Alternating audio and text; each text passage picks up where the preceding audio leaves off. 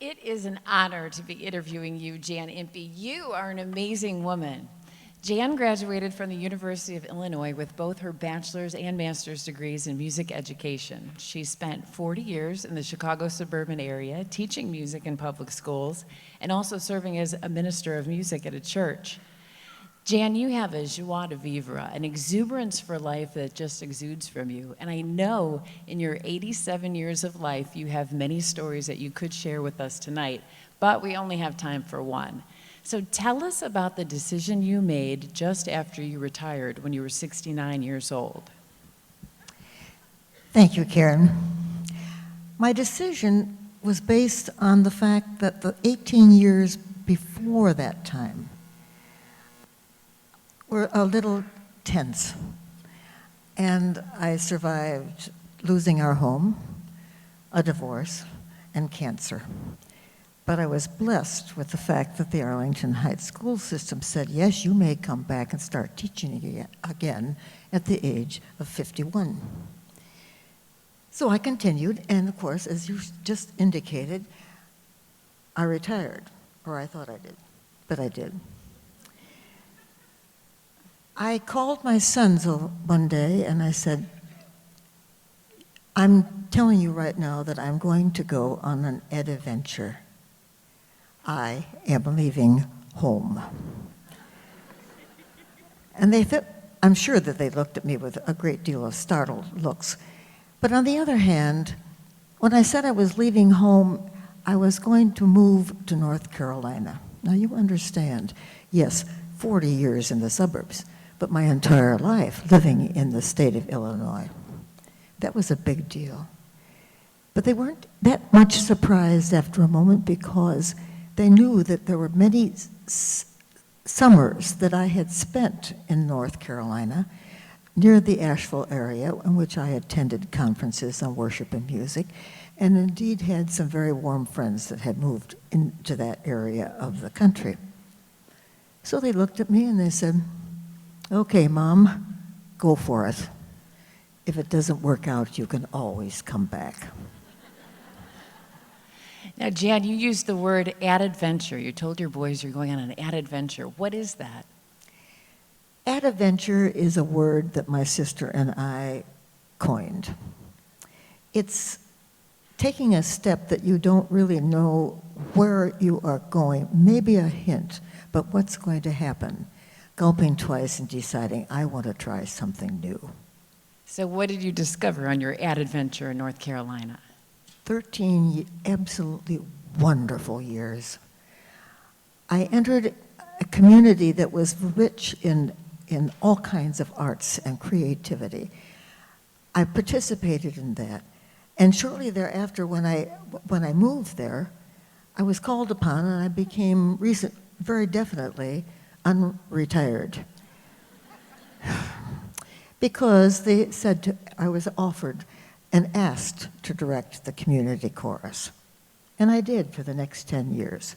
Loved it.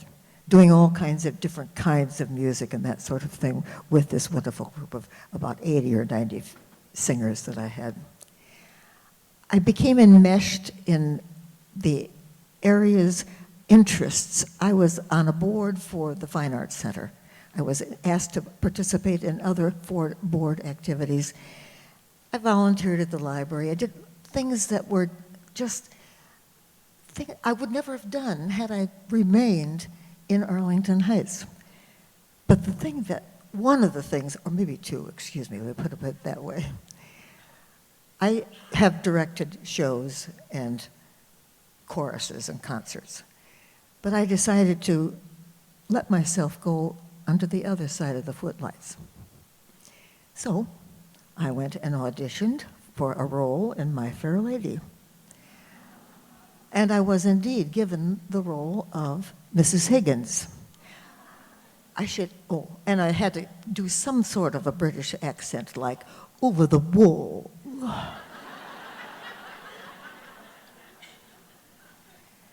One of the wonderful things about that experience was that the director of our show was the woman who played the role of Eliza in the London performances of My Fair Lady for 2 years. And our Rex Harrison wore the sweater that Rex Harrison wore for Doolittle. I'm having a senior moment, forget it.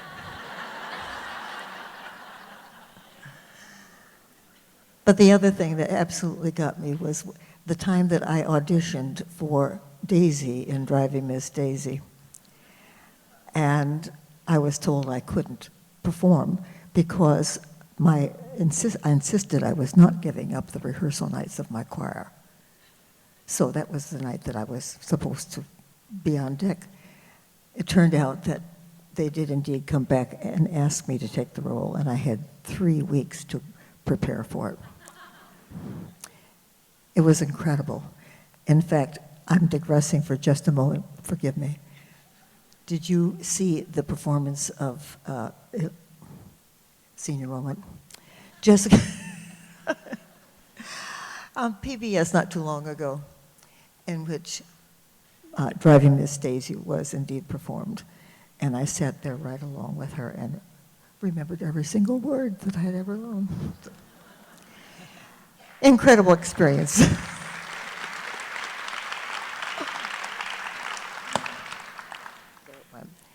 So Jan, tell me about what you're wearing tonight.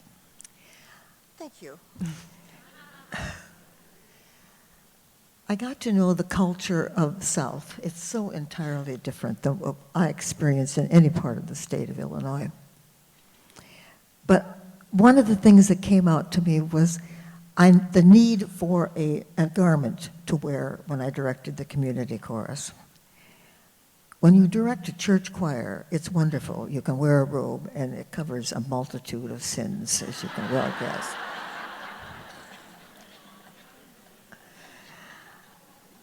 I went into the Folk Art Center on the Blue Ridge Parkway and was looking for actually another gift when I turned the corner and I saw this long vest. And I thought, that's what I want. I purchased it, and I did indeed direct that concert with this on. Henceforth, I came to know the wonderful woman that made this vest. A lovely mountain woman in her mountain cabin, sewing pieces and fabrics of fabric that she had, putting it together into these designs of these vests. It was an incredible experience. I loved it. And she has made me 5 other vests that I own. Well, you talk about the mountains. Did you get an opportunity to explore the mountains? Oh, yes. We had a hiking group that went at least twice a year into the mountains to hike. But I ran into a little bump in the road. Thank you, Jan Simmons, for that note. But anyway, I had bilateral hip replacement, so I was stopped for a while. A year later, I was back on the Appalachian Trail and in the Smoky Mountains hiking with my group. So I loved it. Jan, it sounds like you had a wonderful time on your ad adventure. So why did you move back to Illinois? I was in my 80s, and it was time for me to activate the decision I had made earlier.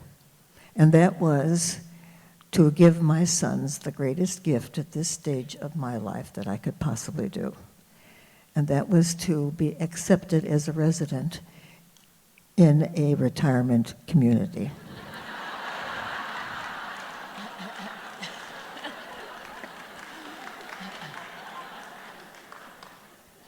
You think it's fun being old?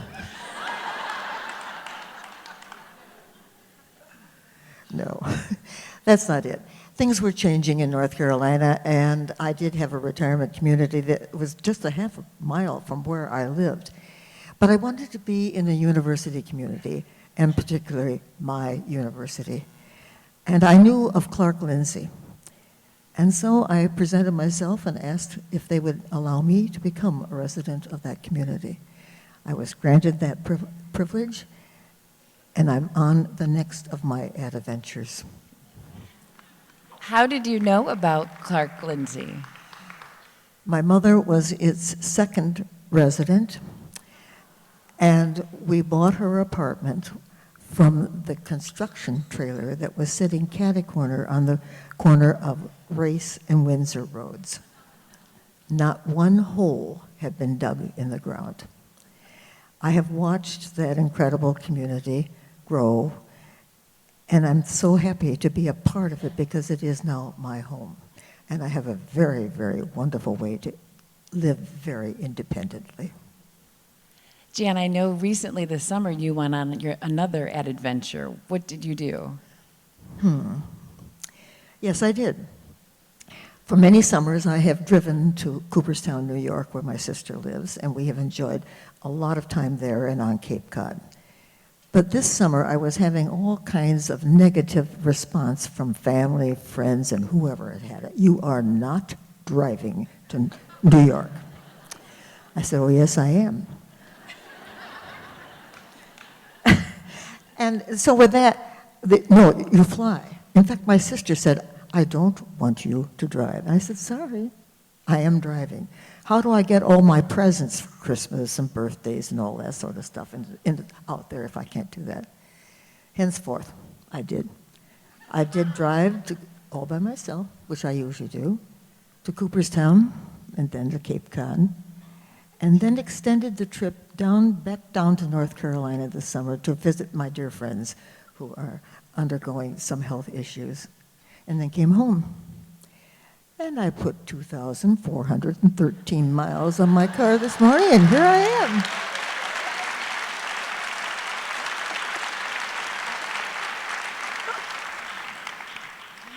So, Jan, what will your next adventure be? I don't know. I hinted that I'm living one. I have been asked, did you know anybody when you moved to Clark-Lindsey? I said, no. Was that necessary? I have many, many friends there, and in those friends are people of the most incredible backgrounds. And for every day, finding something new that is absolutely exciting and wonderful to have shared from residents that are there. Of course, I can still be out in the community. I get myself over to Cranard and a few other places as far as that's concerned, and I'm a great Illini fan. You understand that. As long as I keep my eyes and ears open, you know, I don't like negativeness. I really don't. It's a loss of energy to dwell on things that are negative. So if I just keep my eyes and ears open, everything wonderful, well, maybe not always, but something will really come that is marvelous. When I was a youngster, somebody gave me a little bracelet on which there was a mustard seed. And with that were the words, if you have the faith of a grain of mustard, nothing will be impossible unto you. I'm on an adventure, my dear, and I love it.